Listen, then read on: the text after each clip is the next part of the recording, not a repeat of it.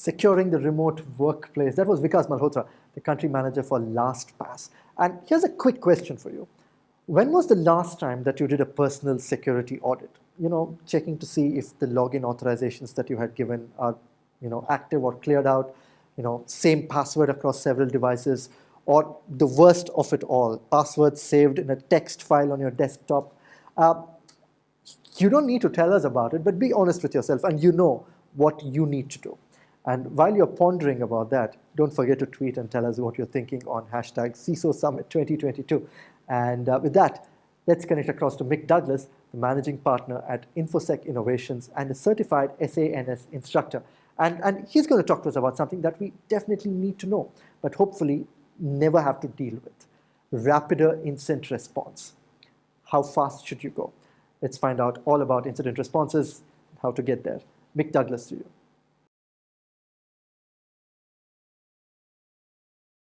Thank you, and welcome everyone. I really appreciate you taking time to attend this talk. What I'm going to be talking about today is Rapider incident response, and I realize that Rapider isn't a real term, but I hope that it kind of helps you think that if I'm playing with the language a little bit, that I'm also going to be playing with some concepts about what and how we can approach incident response, because there's some very interesting thought patterns that are holding us back and making us slow in spots that we shouldn't be. And in some cases, actually slowing down will speed us up. It's kind of counterintuitive. So let's dig in. A little bit about myself. I run a global consultancy called InfoSec Innovations. We help companies make really interesting and bespoke defensive architectures. I also teach for the SANS Institute. I teach 504, which is the Hacker Techniques and Incident Response. I also teach 555, which is the SIM class. So I come from a place of pretty interesting authority on how attackers do what they do and knowing how to detect them. Also, I am a member of the INS Research Global Think Tank. It's a research institution where we help organizations understand what the attackers do. And you can follow me on Twitter at BetterSafetyNet. So enough about me. Let's start talking about time. Time is absolutely our most precious resource. And one of the things that I feel that we in the information security community as a whole are doing is we're actually misusing this resource. And what we're going to be talking about in the time that we have together is how to reframe some things when it comes to time, because, well, we'll get into that. Let's just get started, okay? Every year, Verizon Business releases the Verizon Data Breach Report. And this year, a particular graphic really struck my attention. And what you're looking at here is the timeline of discovery year over year. And you'll notice that there's these two colored bands. The blue is the days or less, and these are the attacks that when the adversary gets into your infrastructure, into your environment, they're detected in fairly short order, as it says, days or less. Then there's a more troubling trend, that greenish color, the months or more of how long it takes for organizations to detect. What I would encourage you to do, if you haven't done so already, download the Verizon Data Breach Report and pay very careful attention to this particular figure. It's figure 38 in the 2021 Verizon Data Breach Report. And there's a whole paragraph, actually a couple paragraphs in the section where they're talking about the implications of this.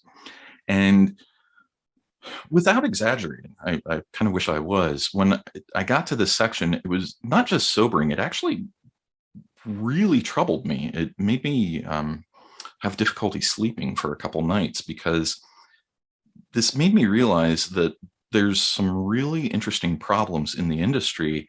And after a while of thinking about this issue, I realized that there's actually two problems that this graph is showing. And at the heart of it, we have to start asking ourselves, which stream are we optimizing for? And I think that a common mistake, at least for me and many of the organizations that I have as clients or that I advise, I see them, and I know within my own organization, we treat information security events as if they're this one monolithic thing. And instead, what we probably should do is start decoupling them and start thinking about, do we have workflows for fast attacks and separate workflows for slow attacks? And I don't know if that's the answer, but what I want to do is start playing with these notions. And what we're going to be talking about in our time together is these three topics. In many instances, we're going too fast. In some instances, we're going too slow.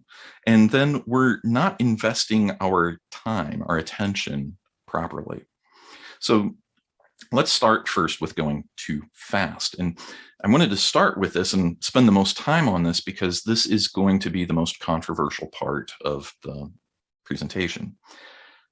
I know this sounds really weird, but I think by and large, as an industry, we are treating incident response as being too fast. We are responding so fast that we are making mistakes. And I want to explore that, Probably the biggest mistake that I see across all industries globally is that our SLAs are garbage.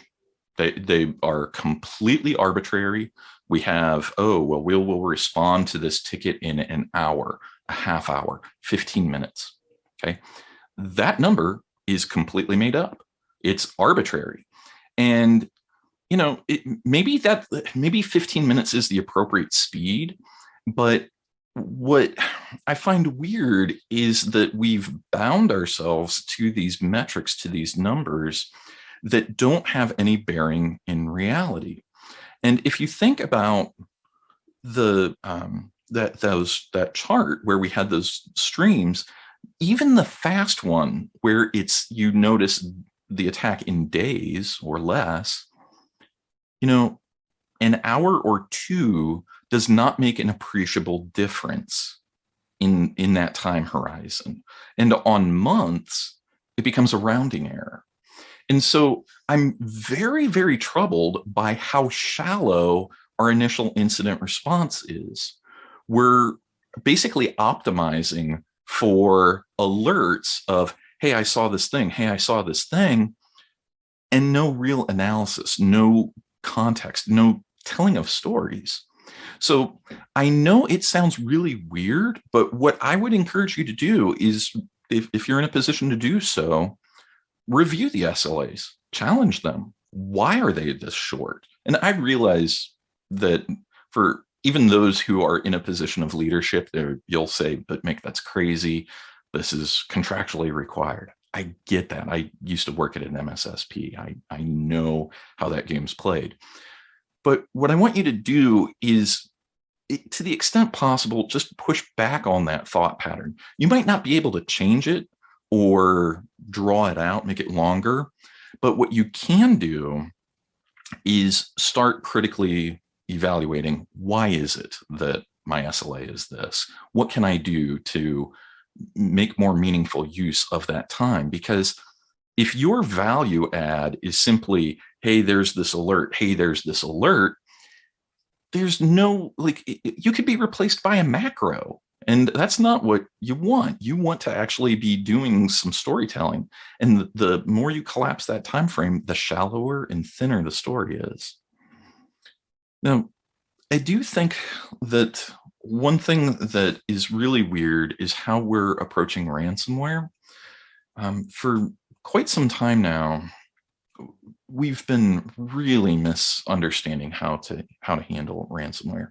You do have to race against it, but I would encourage you, if you've not done so already, if you're a defender, what I want you to do, and I know this sounds bonkers, but I want you to set up a virtual machine. I want you to put that virtual machine on an air-gapped system. I want you to take a snapshot. I want you to then, in that virtual machine, I want you to run some ransomware. And you will be shocked at several things. Number one, the ransomware does not immediately detonate. Ransomware, at least every sample that I've seen, there's a very significant process where the ransomware is looking for other components, other systems in your environment to spread and attack. And then once that reconnaissance is done, there's some additional steps that usually happen now. So little side tangent, modern ransomware now typically does a thing called double extortion. And in the event that the encrypted files are able to be successfully restored from backup, most organizations are still blackmailed by the adversaries because some data will be exfiltrated. And that exfiltrated data will be held hostage, pay us however many Bitcoin, or else we're going to release all the HR complaints against your senior leadership, and it will be an embarrassment, that sort of thing. And what's weird is many defenders have a misunderstanding of just how fast ransomware goes.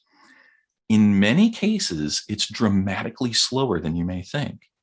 And there's multiple moments that you could actually, with very low effort, interdict and disrupt the modern ransomware chain. So you have the case where the ransomware will be sending the decryption key out to the command and control. You have the case where the ransomware is looking for those files and then exfiltrating those files. These things are observable, and they all happen before the ransomware detonates. So there's a massive window of opportunity to detect ransomware before the very first file encryption takes place. Once the file encryption process takes place, you can also observe that. That's not normal for a system to be pegged out at a fairly high CPU utilization rate. It's not normal for a system to have a high disk I/O for hours on end.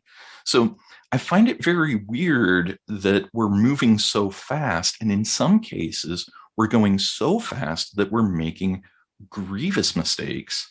And by slowing down, we have the ability to actually see and better understand what's going on. I highly recommend that you take some time and run ransomware in your environment.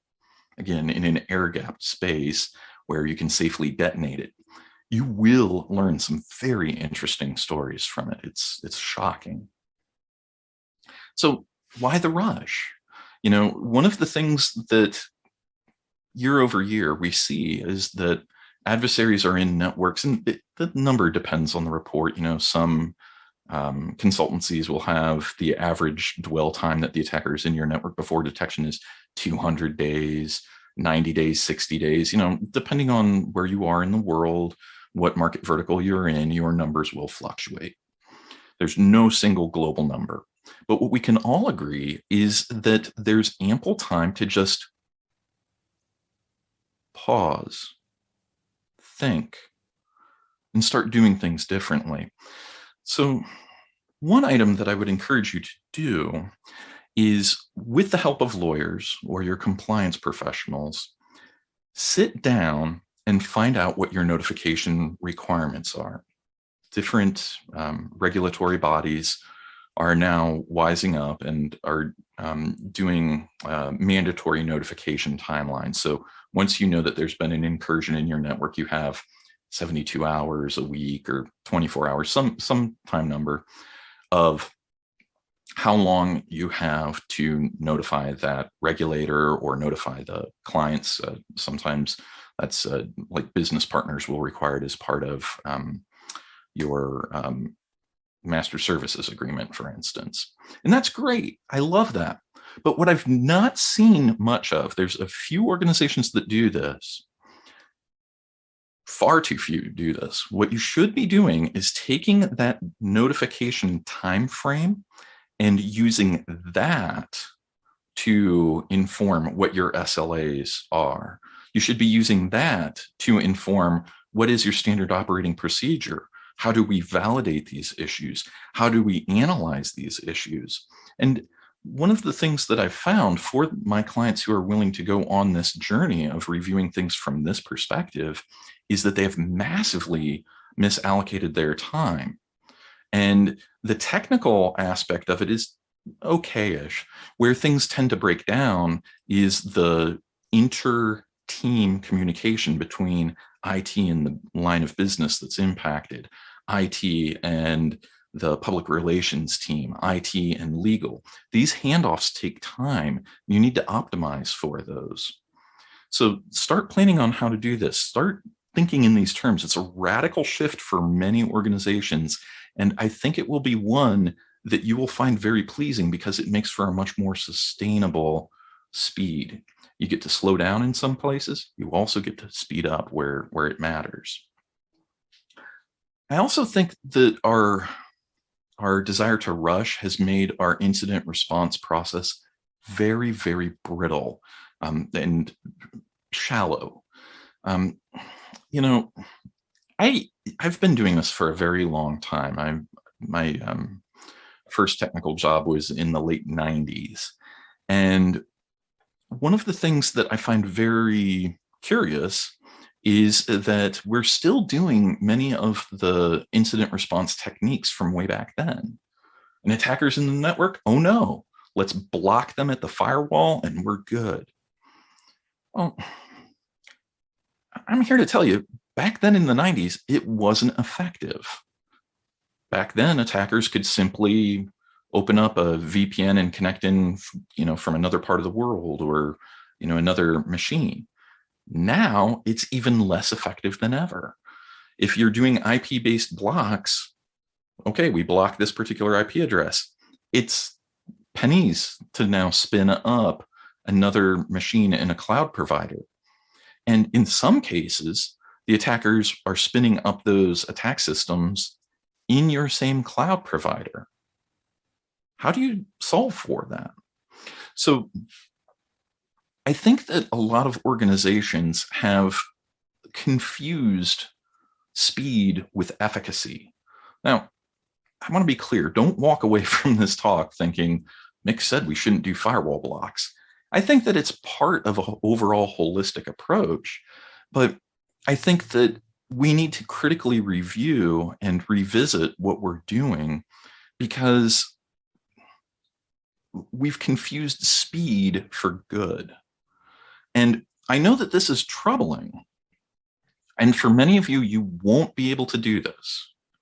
But one thing that I have been advocating for years now is that when you notice an incursion in your environment, it might be worthwhile to sit back and watch the adversary, see what they're doing. Oh, you're going after that. Okay, well, since you're going after that, I can anticipate your next move. All too often, what I see is an organization say they compromise this DMZ server and then they jump on it and reprovision that machine. And I want to be clear, that's good. That's something that you need to do. But what they've not done is taken into account, has the attacker moved from that machine to other machines in the environment? And remember, the attacker has been there days. That's even with the fast attack stream. Think the slow attack stream, they've been there for months. It would be a little weird if an invader broke into your own home and let's say we're super unobservant, right? The attacker breaks into the home and is there for days. I would think that they would move beyond just the front room in all that time. It's a fair assumption that the attacker too would move from the one machine that you see them on to others that you haven't yet realized are part of the overall incursion.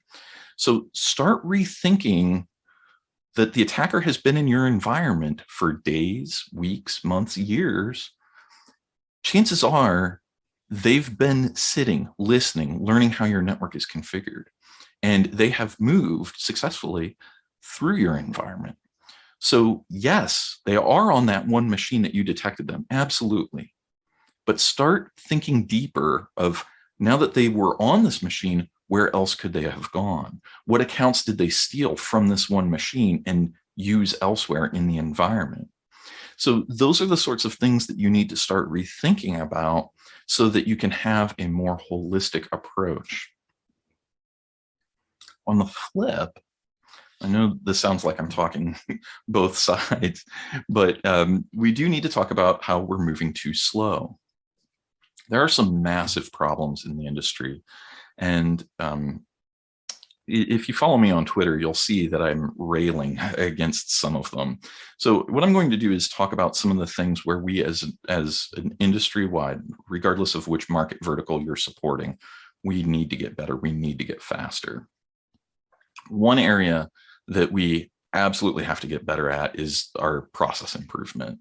The way organizations craft policies, the way organizations craft workflows, the way organizations select and deploy vendors is just criminally slow. Attackers are moving at a cadence where they are moving faster than us. And I think many people will admit to that, and they kind of just let that thought sit, okay? What I want you to do is actually take it to the next step. If the attacker is moving faster than us, if they're doing faster tool selection, if they're doing faster observation, if they're doing faster exploitation, that literally means at each iteration, they're getting faster and learning faster than we are able to even move the first approach.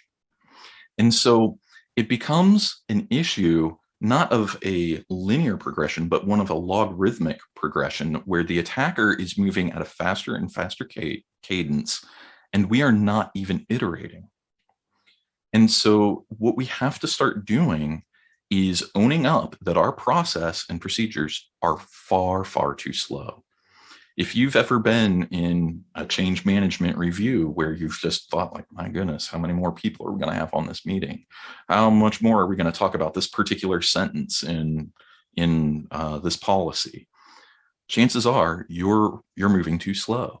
Now, I realize that you have to get things right, but I think that far too often organizations are moving at a pace where they feel like, okay, we're going to make this policy change and we're going to carve it in stone and we will never touch it again.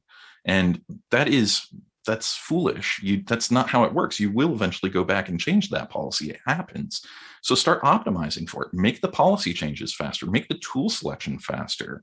There's no reason that your procurement process should be as long as it is. I've got one client where we've been helping them improve their procurement and patching process. Their patching process on average was 9 months for dealing with patches. That's ridiculous. If a mommy and daddy love each other enough, they can make a baby in that time, is they can do a patch. That's madness. So we have to get better. I also think that there's a very weird trend that I've noticed. With the advent of SOAR, Security Orchestration and Automated Response, we have more than ever the ability to make automated response actions. We see an attack come in, we can potentially take a machine offline, even take entire network segments offline if need be. And that's great. And I'm an advocate of doing that with maybe, well, I would prefer personally that you have a human circuit breaker, that some trained analyst reviews that and just validates, because a false positive would be a denial of service of sorts. I mean, you can do it fast, but not fully automated, if that makes sense. But what's a bit perverse is I'm now seeing that many organizations have these techniques and capabilities, and then they say, hey, as part of the workflow, analyst, before you take this segment down or these machines offline, you need to get management okay as just a last minute check, which sounds good on paper until you go to the real world. Think back to the last time you had management or senior leadership who is reachable within 5 minutes or less. They're in meetings all the time, or at least I hope they are, doing very important business work. This sounds like it's something where you could very quickly execute, but in practice, this is appalling. So make sure that you get that authorization in advance. Have that in writing. Under these conditions, we're allowed to act this way, and maybe update it quarterly so that the management has that okay, but they've given it in advance. And if the analyst makes a mistake and takes a system offline or takes a network offline and they shouldn't have, use it as a learning experience. Say, well, these conditions were met, the analyst was acting correctly, let's fix this. Let's not throw the analyst under the bus and blame them for just doing their job. I also think, and this section also is going to be a little bit controversial for many organizations, is that, in addition to going too fast, in addition to going too slow, we're just not investing our time appropriately. And so as a result, we're seeing some very perverse and weird things taking place. Earlier, I mentioned that we're doing things wrong. And I think that we've confused busy with productive. We value analysts by the number of tickets they handle on a shift. We value our project managers, our security project managers, by how many projects they handle. And I get it, we need to have metrics to track those people, but what I want you to do is just stop and think.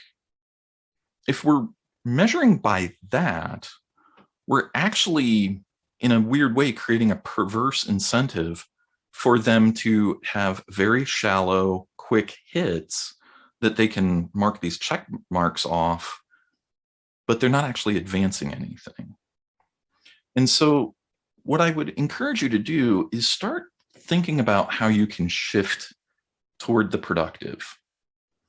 And I want to be clear, like let's focus on level 1 SOC analysts, because most of us are familiar at least with some of the things they're dealing with, or at least I hope we are.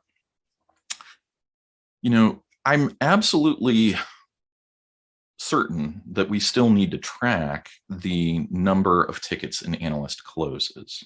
That's important. But you also need to track, are these meaningful alerts in the first place? Could these be better handled in a different way?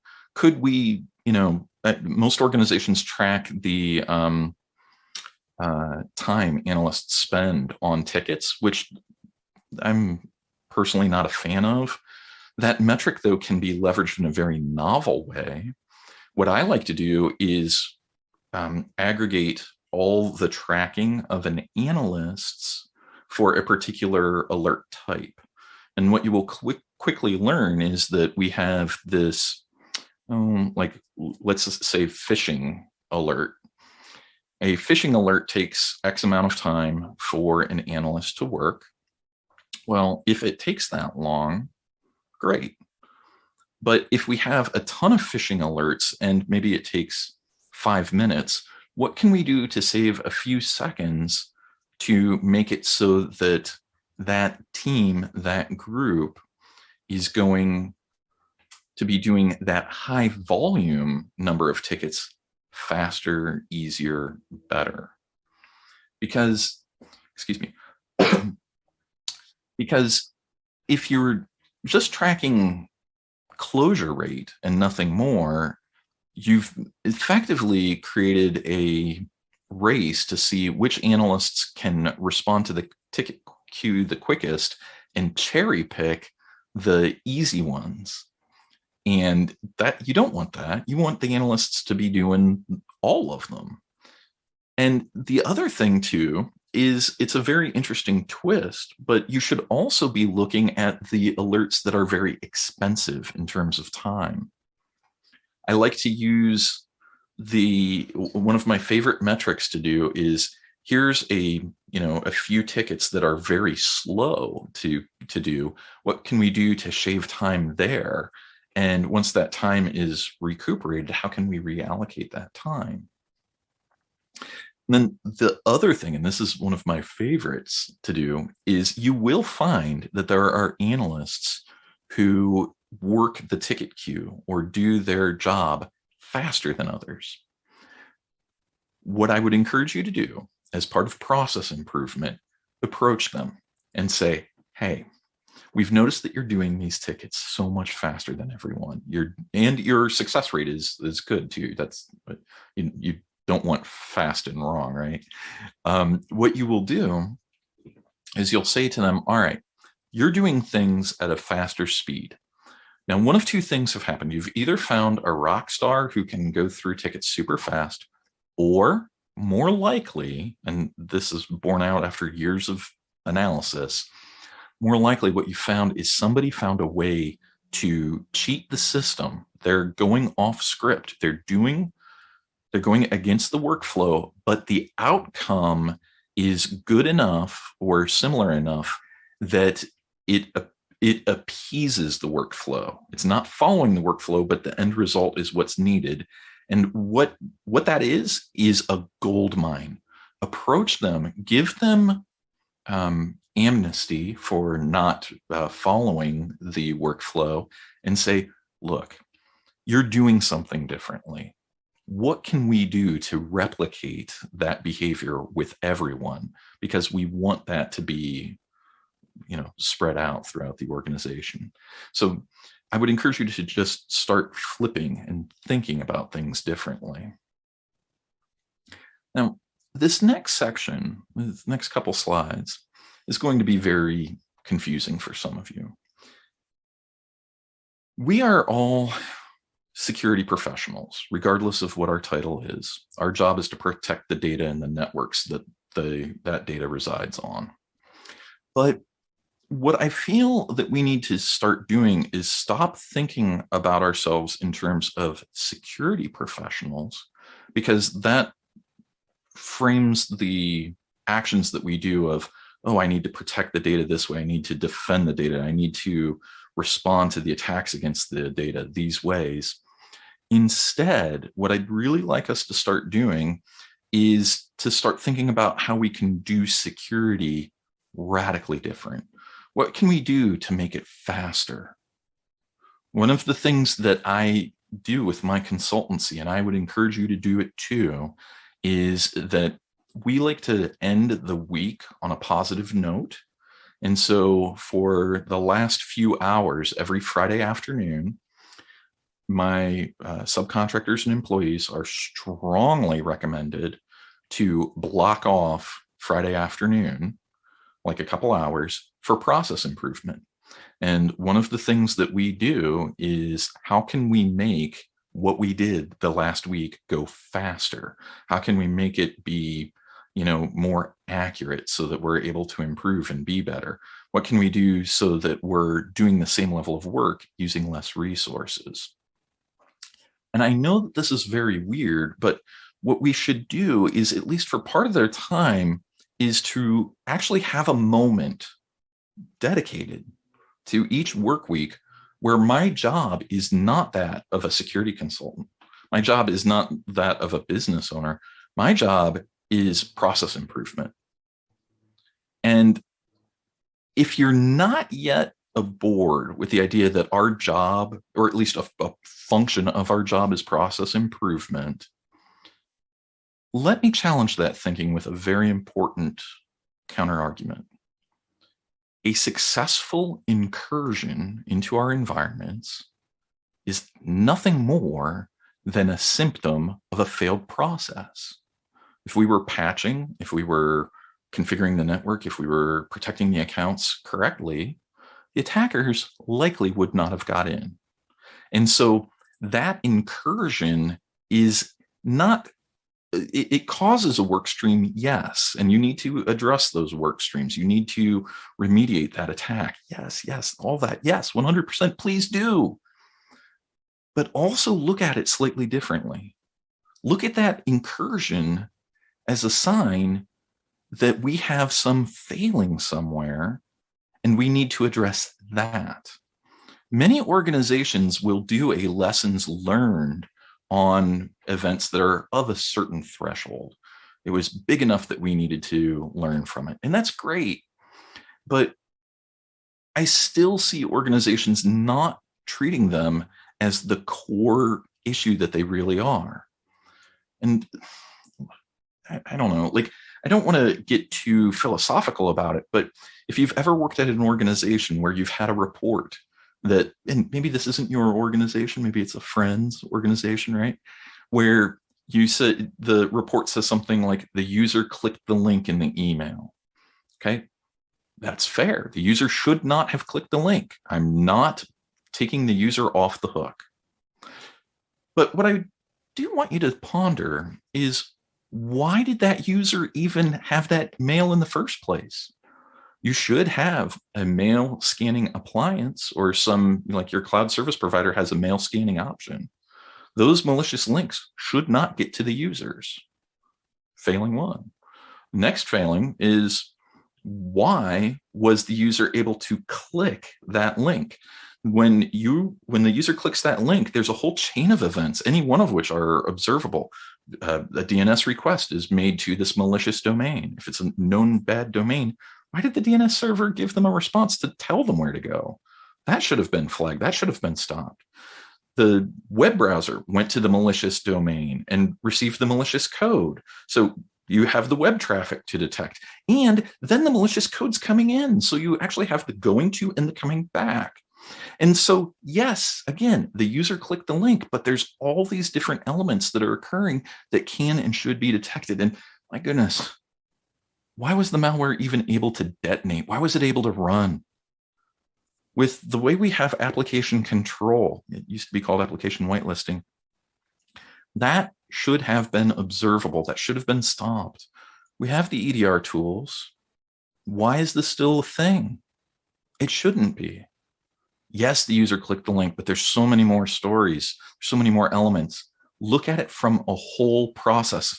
Look at it as a system. It's not the single user's fault. So time is our most precious resource. I hope that this time that you've spent listening to me has helped you reframe and rethink how things can and should be done. I want to thank you for your time, and I want you to spend some time to do a little bit better. Thank you in advance for doing a better job of protecting your network. Thank you for listening to me talk. Thank you for the opportunity to speak. But I want you to do better. We can all do better, and we all have to do better, because as current global events are showing us, if we're not doing better, the attackers will win. We don't want that. Thank you so much.